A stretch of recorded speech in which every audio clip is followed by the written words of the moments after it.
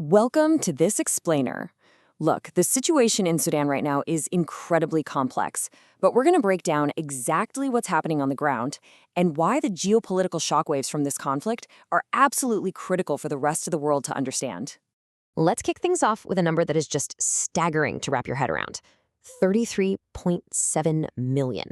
That's how many people right now are in desperate need of assistance. We are literally watching the systemic collapse of an entire nation's infrastructure, creating what has rapidly become the largest internal displacement crisis on the planet. Which really forces us to ask, how did we actually get here? How does a fragile political transition completely shatter and turn into a pan-African catastrophe? Well, let's get into it. Part 1, the roots of war. To make sense of the current crisis, you've got to look at the origins of the Rapid Support Forces, or the RSF.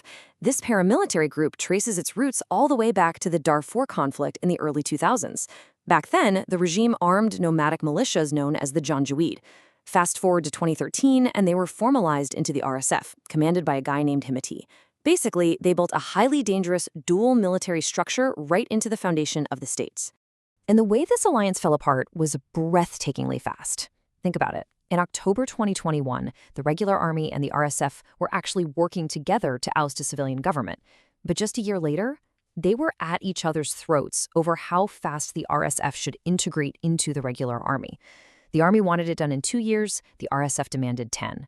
That dispute bypassed any sort of diplomacy entirely and plunged the capital straight into open warfare by April 2023. Bringing us to part 2, a nation divided. Because of this internal power struggle, Sudan is now practically sliced right down the middle, partitioned into 2 rival setups. Over in the east and north, you've got the Hope government. That's run by the regular army out of Port Sudan with backing from Egypt and Turkey. Then out in the west, you have the Government of Peace and Unity, controlled by the RSF and backed by the UAE and Libyan factions. The state itself has fundamentally fractured. Moving on to part 3, the humanitarian catastrophe. Let's zoom out from the military side for a second to look at the human toll. Since April 2023, a massive 4.5 million refugees have fled across Sudan's borders. Egypt is taking the biggest hit, absorbing about 35% of them, with Chad and South Sudan right behind. And from a global perspective, this is a huge deal. These neighboring countries were already dealing with their own severe economic shocks. Throwing millions of displaced people into the mix, it's pushing the whole region dangerously close to the edge. And inside Sudan, it's honestly a nightmare. We're seeing civilian areas deliberately targeted by artillery and drones. Right now, over 17 million children are out of school. That is an entire generation just left behind. On top of that, the total collapse of basic security has led to a horrific 80% spike in conflict-related gender-based violence. Vulnerable people are being forced into unimaginably dangerous, negative coping mechanisms just to secure food and a place to sleep. You'd think a crisis of this magnitude would pull in massive global support, right? Wrong. The humanitarian requirement for 2026 is $2.9 billion. But guess what? It's sitting at less than a third funded. That's a nearly 68% funding gap, literally leaving millions of people stranded in famine-like conditions. And when you combine zero funding with destroyed municipal grids, you get an absolute public health catastrophe. We're talking over 75% of medical facilities totally shut down. This means completely treatable diseases are becoming death sentences. To put that into perspective, in mid-2026, a localized cholera outbreak hit a fatality rate of nearly 29%. The World Health Organization considers a 1% fatality rate to be an emergency, so 29% is just completely off the charts. Let's look at the broader impact in Part 4, regional spillover. I want you to hear this number, 850. That is the daily caloric intake for Sudanese refugees currently stuck in eastern Chad. 850 calories. That is absolute starvation level. Because of those massive funding shortfalls we just talked about, the World Food Program actually had to cut rations in half.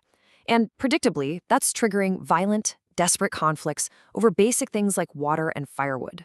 But for Chad, the problem runs way deeper than just hosting refugees.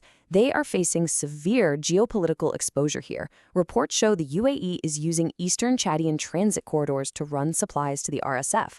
That's leading to deadly cross-border clashes and inflaming internal tribal tensions. So the Chadian government is stuck, trying to balance this massive refugee influx with some extremely dangerous military entanglements. If you want a textbook example of how this conflict is a contagion, just look south.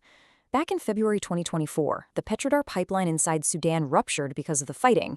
Well, South Sudan relies on that pipeline for a staggering 90% of its revenue. So when it burst, their oil exports plummeted from 160,000 to just 60,000 barrels a day. That sparked a brutal liquidity crisis, plunging South Sudan right back into its own domestic civil war by December 2025. It's a vicious cycle. Which brings us to part 5, the diplomatic deadlock. So, with the entire region practically on fire, why hasn't international diplomacy worked? Mostly because these peace tracks have been fragmented and entirely non-binding. Early talks like the Jeddah platform totally failed because nobody enforced them. Both sides just started playing games, what we call forum shopping. They'd jump from one peace initiative to another, smiling for the cameras, all while pushing forward with violent ground offensives. You can see this gridlock perfectly in how they responded to a U.S. peace proposal in July 2026. The U.S. asked for a basic 90-day truce and a partial troop withdrawal. The RSF flat out refused to pull back from territories they considered hard-won military gains. The Army, on the other hand, demanded the RSF completely clear out of every single occupied city before they'd even consider a transition. Absolutely zero compromise. So, how do you fix this? The source assessment we're looking at lays out 3 non-negotiable strategic priorities for international partners. First, you have to enforce a comprehensive arms embargo across all of Sudan to stop the flow of heavy weapons. Second, go after the war economy, hit the gold mining networks and the Gulf financial channels with harsh sanctions. And third, physically secure verified humanitarian access corridors so people don't starve. And we'll leave you with this final provocative thought. If the international community cannot pull it together to cut off the money and the weapons driving this war, is the partition of Sudan going to become permanent? Because if a permanent vacuum of governance takes hold here, it is going to export displacement, disease, and warfare across the African continent for decades to come. Thanks for joining this explainer, and we'll catch you next time.